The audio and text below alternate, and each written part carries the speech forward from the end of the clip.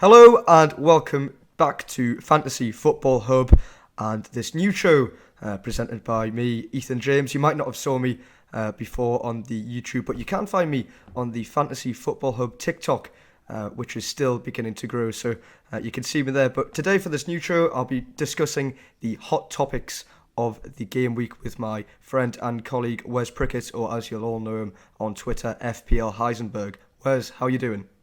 Yeah, all good, mate. And it's a pleasure to be on with a TikTok superstar like yourself. So, looking forward to this new weekly video that we're going to be doing on the hot topics. So, yeah, it's going to be a lot of fun. All right, so we can dive straight into it if that's all right with you, Wes. The first topic that I want to discuss is Chelsea assets. The reason we should talk about Chelsea assets is because their fixtures coming up are tasty, aren't they? They've got some good games. They've got the likes of Brentford and Norwich in those next three, and Southampton next game week. What are your thoughts on some Chelsea assets, Wes? Yeah, so Chelsea's fixtures, we've all been looking forward to this fixture swing in game week 7. The next 5 are amazing. Then there's a couple of tough ones, but then it gets straight back into good fixtures after that as well, right up until game week 20. So yeah, I'm happy to stay on Chelsea assets for the next sort of 13 game weeks at least. So in terms of which assets to go for, Lukaku speaks for himself. Obviously, he should do a lot of damage in these games. It's a shame Mason Mount's out injured because there's a little bit of a creativity sort of void there, but he should still do very well against these lower teams. In midfield, I'll just do midfield quickly because there's no one I really like. Mount and Havertz, maybe at some point in the season, but right now, no. And other than that, I've got on my mind, if it was just a bench player, Kovacic is okay because he's cheap enough to bench. I wouldn't want to be starting him every week, but he has at least got a little bit more attacking threat this season compared to other seasons. But I don't know what you think about defenders, Ethan. I've got an opinion on Alonso versus the Alonso Chilwell sort of area. Yeah, definitely, because Alonso's had a terrific start of the season, hasn't he? He's scored 39 points, more than any other Chelsea player, and I think the most points of a defender on the game so far. But there's a risk, isn't there? Because the potential for Ben Chilwell to come back into the team is alive, isn't it? Exactly, yeah. So he came back into he came on in the second half for Alonso, Chilwell did, in the Champions League. So now it's all of a sudden, it's definitely put, that question mark was already above Alonso's head because Chilwell's too good to sit on the bench for a whole Premier League season. A lot of Chelsea fans, and I'm not a Chelsea fan, but myself included, I think Chilwell's a better player than Alonso. Alonso's a great fantasy asset, of course, but yeah, I fear for his place. There's going to be rotation there. Maybe not straight away. Maybe, after this game week, someone can point to this video and say, what you're talking about, he just played 90 minutes, he's just scored or whatever. But I think longer term, there's definitely going to be, too much rotation. And if you go for Alonso now, you're going to want to transfer him out at some point in the next few weeks. So I'd rather go for someone like Rudiger, nailed on. And yeah, you're not going to want to transfer him out in the next sort of 10, 13 weeks. Obviously, there's discussion as well with Christensen because he's cheaper than Rudiger. I think he's missed out on only one Premier League game so far. How about Christensen? Is he a good alternative? Yeah, so Christensen and Azpilicueta in the short term have their game time potential increased with Reece James out. So Azpilicueta can play right centre back, or we can fill in at right wing back for Reece James. So there's obviously an increased likelihood of him playing. And likewise, if Azpilicueta does go to right wing back, that means Christensen can come in. But there is still the chance of Tuchel playing someone like Callum Hudson-Odoi right wing back, so therefore making, and then maybe Azpilicueta plays instead of Christensen. There's Thiago Silva for competition. There's the young guy Chalobah for competition. So it's not perfectly nailed on, but yeah, it's definitely more beneficial, and Christensen does save you that bit of money. However, I do prefer Rudiger. If FPL managers are going to be investing more heavily in their defence with such Chelsea players, and maybe Lukaku up top, that means there's going to be, unfortunately, less money in the middle of the park. But there's still some decent assets, aren't there, for around the 5.5 million to £6 million range. Who's caught your eye? Yeah, so in that sort of price bracket, you've got lots of really good players, like you just mentioned there, and the Everton trio of Doucouré, Townsend and Gray. I personally prefer Doucouré, just watching him play, bursting into the box. You could easily make an argument for the other two, but yeah, for me it's Doucouré bursting into the box. I think we shouldn't forget about Arsenal's fixtures. So they're pretty strong. You've got Smith Rowe, You've got Saka at 6.2. So those two could be really good options as well. And my boy Conor Gallagher, if you want to speak about him a little bit, Ethan. Yeah, I've got Conor Gallagher in my team. Whereas he started this season really well, hasn't he? I think whilst watching Gallagher, he's making those runs into the box like Doucouré is making as well. So he's definitely getting plenty of chances, and he's cheap. He's only 5.7 million, and he's already chipped in with a couple of goals and 3 assists as well. So Conor Gallagher is a very good FPL asset in my opinion. Just one negative on Gallagher. Well, I do want to big him up a lot because he's likely to be in a wildcard team. I'm wildcard in this game week. He's likely to be in my wildcard team. I really like him. However, in terms of his assist potential, he was taking kind of corners and crossing free kicks. Milivojevic started the last game and was taking some corners, so I don't know if that's going to persist long term. That is a shame because, you know, if he's taking all of those corners and free kicks, the assist potential is much higher, obviously, but it's not a reason not to go for him, but it's just a little dampener on him, unfortunately. But I was just going to say, Milivojevic is a bit of a throwback from a few years ago when he was getting all those penalties and things. So, if Gallagher could get that look and Milivojevic doesn't get in the way, that would be quite nice. Yeah, exactly. Yeah, he was a great little cheap asset. He had a really good penalty record, and Zaha and their fast wingers were just kept winning penalties, and he kept scoring him. So Smith Rowe as well. Obviously, I touched on him earlier, but like I said, Arsenal's fixtures very, very good. Smith Rowe and Saka, 2 of Arsenal's best players, despite being so young, and they're both obviously really attacking.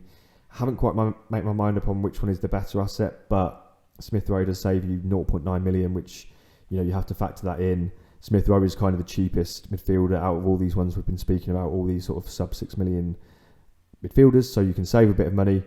And maybe that 0.5, let's say Smith Rowe compared to Gray, you'd save yourself 0.5 million and you could put that to use elsewhere. Likewise on Smith Rowe versus Saka, how much better can your team be with that 0.9 million? So factor that into your decision making as well.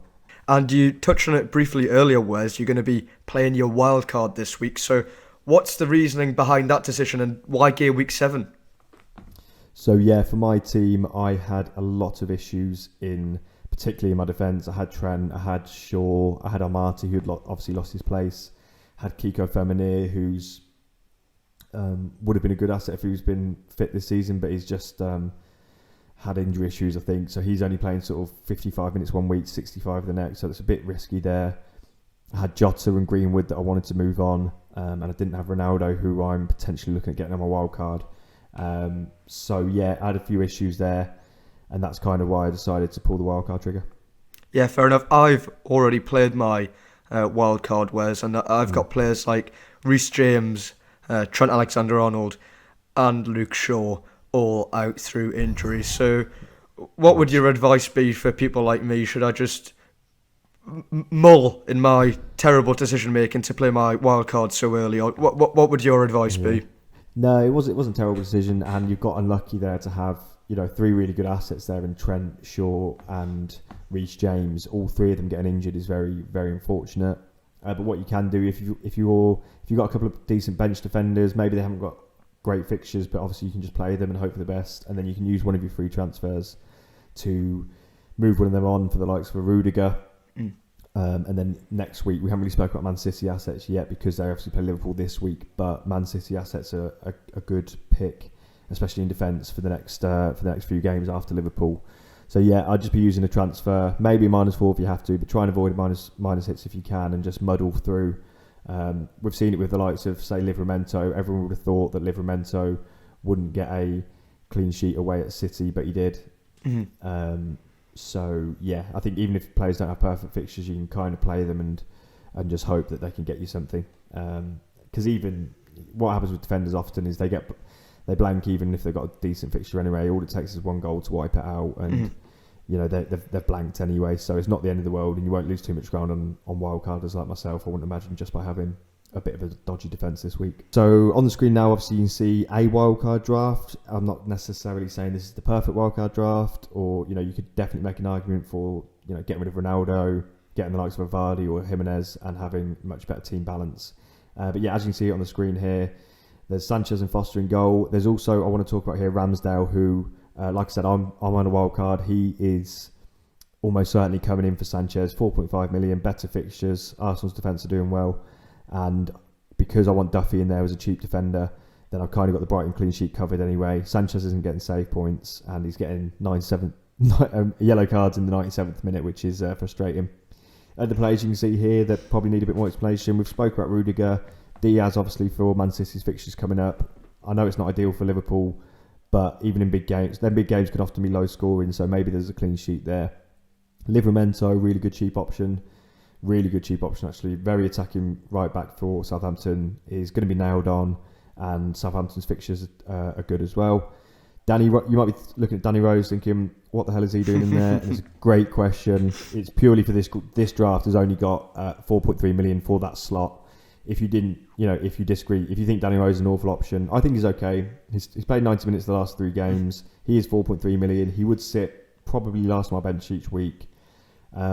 He's created the odd chance here and there as well. So yeah, this isn't me saying that Danny Rose is a must on a wildcard, of course. It's literally, there's no defender 4.3 million or less that I'd want, because not many players are priced at that point, and I've already got Duffy and Livramento in this draft. But like I said, if you wanted to save that money, a simple swap from Douglas Luiz, who's 4.5 million, you can see in this draft, switch Douglas Luiz to 4.4 million Brownhill, and then Rose can become Ben White or another better option at 4.4. So I get that as an argument, and yeah, just want to point out that Rose is not, I'm not singing there. I haven't found some sort of secret gem there. It's just the best of a bad bunch. Sorry, Wes, this wild card is all about the front three, isn't it? Ronaldo, Antonio, and Lukaku. Is that the best front three you could maybe get on FPL? Yeah, so it's very heavy at the front. Obviously, as you can see there, Ronaldo, Antonio, Lukaku, possibly the best 3 forwards in the game. Antonio would go absolutely nowhere for me. I know the fixtures aren't perfect. There's European football. Antonio's also got to potentially pay for Jamaica as well. So there's definitely some question marks around Antonio, and you could make an argument for going without him. But he's around 8 million, and he's performing in the underlying stats and in the actual output as well, if not better than players like Salah and Ronaldo. So you're getting like a 12.5 million asset for 8 million. Lukaku's fixtures, so we don't speak about him much more. Ronaldo, like I said, his fixtures are turning a bit, so you could definitely go without him, but I think I want him for the next 2 games. I'd then reassess, and if Trent came back into the picture, a transfer later on down the line in 2 or 3 weeks' time, Ronaldo to a Vardy, to a Raul Jimenez, something like that, frees up all the cash I need in the world to go and get Trent back into this team. Other than that, in midfield, Rafinha, again, this is sort of trying to attack the fixtures there. Leeds have got really good fixtures. He is kind of a question mark over his head with his fitness, so I'm going to definitely be monitoring what Bielsa's saying, and hopefully his injuries, the thing he's kind of managing, clears up, and he's more free to start playing 90 minutes, because he has played sort of 65, 68 minutes in the last couple of games, which is, he's got FPL returns in that time, so people who have had him haven't really been that cheesed off with it. But if he's blanking in those games, and in those last 20 minutes Leeds go and score a couple, then it's almost like, they would be Rafinha's points, if you know what I mean. Sorry, Wes. I was going to say, one player that I'm surprised that you've not included would have been Ismail Yassar. Why didn't he make the cut?